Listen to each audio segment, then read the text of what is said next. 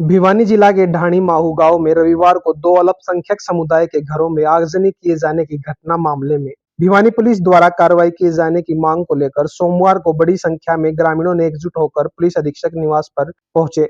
ग्रामीणों का आरोप है कि इस आगजनी के मामले में जिन गांव के युवाओं को पुलिस गिरफ्तार कर रही है वो निर्दोष है। ग्रामीणों ने कहा कि पुलिस इस मामले में वास्तविक अपराधियों को पकड़ने का कार्य करे, ग्राम पंचायत भी उसमें पूरा सहयोग देगी। इस बारे में गांव के सरपंच रणवीर ने बताया कि गांव में भाईचारा खराब न हो इसको लेकर प्रयास कर रहे हैं। इसी के चलते ग्राम पंचायत ढाणी माहू आज पुलिस अधीक्षक के पास पहुंची है, क्योंकि जिस अल्पसंख्यक समुदाय हुसैन के घर में कल 15 से 20 अज्ञात लोगों ने आगजनी की थी, इस मामले में गांव के निर्दोष युवाओं को पकड़ा गया है। उसके साथ ही उन्होंने पुलिस अधीक्षक से हुसैन व आसिम की यह शिकायत भी की कि आगजनी के बाद उन्होंने फोन पर सरपंच व उनके परिवार को जान से मारने की धमकी दी है तथा गांव को भी नुकसान पहुंचाने की बात कही है। इस मामले में भी पुलिस कार्रवाई करे। ग्रामीणों ने संयुक्त रूप से कहा कि गांव में भाईचारा बना रहे तथा वास्तविक अपराधियों को पकड़ा जाए तथा गांव के निर्दोष युवाओं पर पुलिस दबाव न बनाए। आप यहाँ पूछते हो जी कितने लोग आ रहे हो, किस गांव की पंचायत है, किस गांव आ रही है? पूरा गांव आ रहा है जो तो हमारा सरपंच को भी गलत बोले है, फोन रिकॉर्डिंग है, पूरा गांव को आग लगा दूंगा, शमशान बना देंगे। ये रिकॉर्ड है हमारे पास सब। और हिंदू मुस्लिम का सौदा हो रहा है, जो हिंदू की लड़की है, मुसलमान लड़का है, ये सब पूरे गांव को चैनल दे दिया इसको। अब आप एसपी से आप लोगों की मांग क्या है? मांग तो हमारे को न्याय मिलना चाहिए। हमने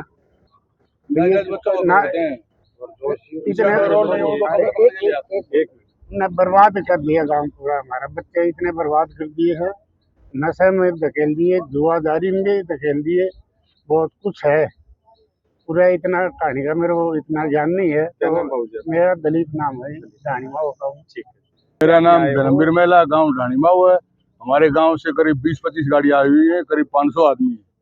हमारे गांव के अंदर एक मुसलमान लड़का है, पाल तेली जाति का है। वो उसका लड़का जो है राजस्थान से हमारे गांव की रिश्तेदारी पड़ती है, वहाँ हमारे गांव की भांजी है, उसको भगा के ले आया वहाँ, और गांव में जो है पूरा तनाव पैदा हो गया। आप आज यहाँ किस आज हम इसलिए आए हैं कि पुलिस वहाँ से पुलिस प्रशासन नाजायज बच्चों को उठा लेती है। उसके घर में आग लगा गया कोई, और जो ने कोई खेत में बकरी चरा रहा उसका बच्चा उठा लिया, कोई खेत में सो रहा उसका उठा लिया। इसलिए आए हैं कि नाजायज क्यों उठाते हो? जिसने जो किया है, गलती करी है, उसको उठाओ। ग्राम पंचायत पूरा सहयोग करेगी उसमें, उसके बाद उठाओ। कितने लोगों को पुलिस ने उठाया है? अभी तक तो 4-5 क्या सुना है, 4-5 उठा लिए। किस उम्र के हैं? उम्र तो होगी 35, 40, 30, 25। तो ये जो घटना हुई इसमें तकरीबन 15 से 20 आदमी उठाए, वो कौन थे? भाई क्या मालूम अब कौन थे, क्या मालूम तो नहीं, कोई किसी को मालूम ही नहीं। रोका भी नहीं उनको। कौन रोकेगा? आपस में इनका झगड़ा हो रहा है तो वो भगा के लिया, वो कौन आया, किसने आया किया? लोग जब ये मामला चला रहे थे तब 500 लोग में से 100-200 भी इकट्ठे लगाना, तो बाहर के आदमी थे तो कौन लगाएगा, कौन बोलेगा उसको? किसी को मालूम चला, किसी को नहीं चला। धर्मवीर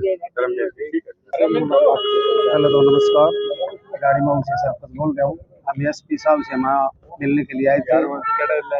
हमें पहले तो जो ये मैटर चल रहा है गांव का, इस मामला में मिले हैं और इसका हम सलूशन करवाना चाहते हैं। और एक ही आज ताज़ा मेरे को हुसैन ने धमकी दी है, आसिन नाम का है, उसने मेरे को धमकी दी है।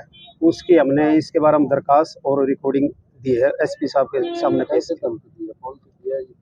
अब फोन पे दिया है, बोले मैं तुम्हारे गांव को शमशान घाट बना दूंगा, ऐसे ऐसी कई धमकियां दी है। मैंने रिकॉर्डिंग बना रखी है, मेरे लड़कों को उठा लूंगा, ऐसे ऐसी कई धमकियां दी है। तो इस मामले में हमने एसपी साहब से मिले हैं, उन्हें कहा भी आपको इस पर हम कार्रवाई कर देंगे। कुछ पता चला हो जो आदमी करने वाले लोग थे, कहाँ थे? नहीं, अभी उसकी हमें पूरी वो नहीं मिल रही। जो हो सकता है बाहर के भी आए हों या उसका इसने खुद भी लगाई हो। तो आपको धमकी देने की पीछे वजह क्या है? मेरी धमकी देने की पीछे वजह क्या है? मेरी धमकी यही है, जो ये गांव में है ना, जो ये खेलता है, सट्टा खिलाता है, फाइनेंस का धंधा करता है। मैं जब से सरपंच बना हूँ इसको ऊपर कंट्रोल कर रहा हूँ। सारे जो गलत काम करता था मैं उसको ऊपर कंट्रोल कर रहा हूँ, उसको ऊपर, इसलिए मेरे को ऊपर ये ज्यादा सख्ताई बरत रहा है। अभी हमें नहीं पता कहाँ है। इससे पहले भी कोई आरोप लगे?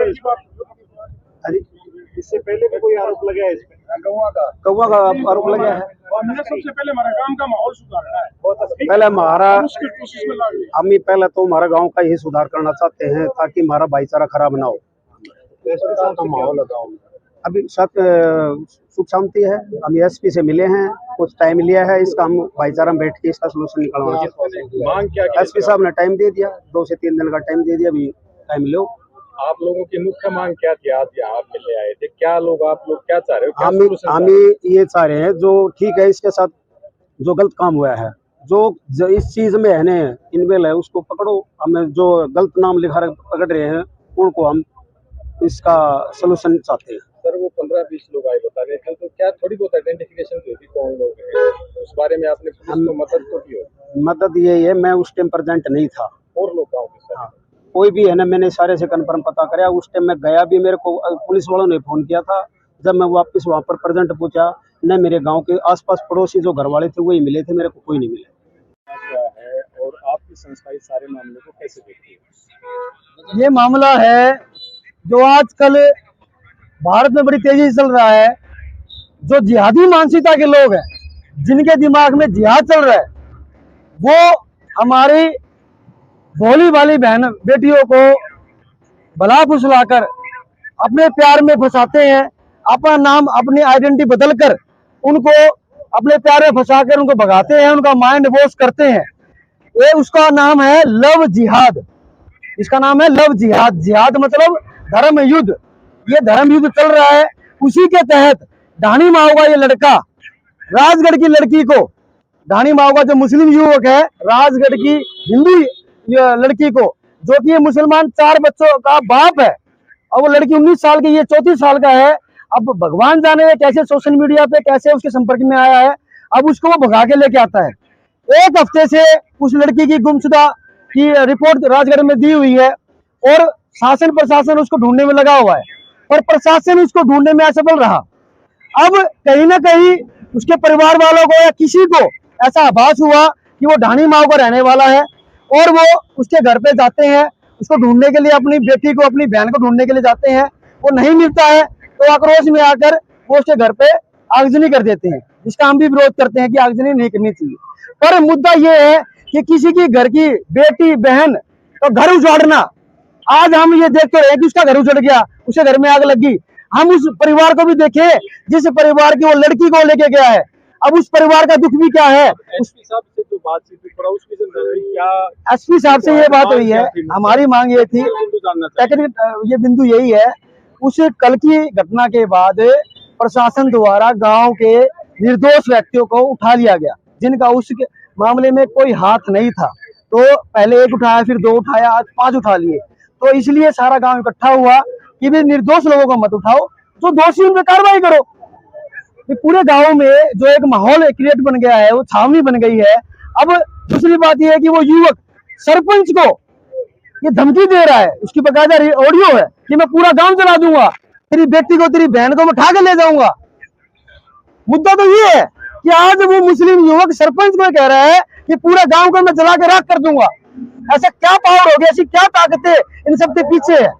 हम तो ये जानना चाह रहे हैं, हम ये जानना चाह रहे हैं कि उस युवक के ऊपर जल्द से जल्द कार्रवाई हो और सख्त कानून कार्रवाई उस लड़के के ऊपर हो, जो वो आज पूरे गांव को जाने की धमकी दे रहा है, और निर्दोष लड़की को उठा के लेके जाने की वो उसने इतना अपराध किया है।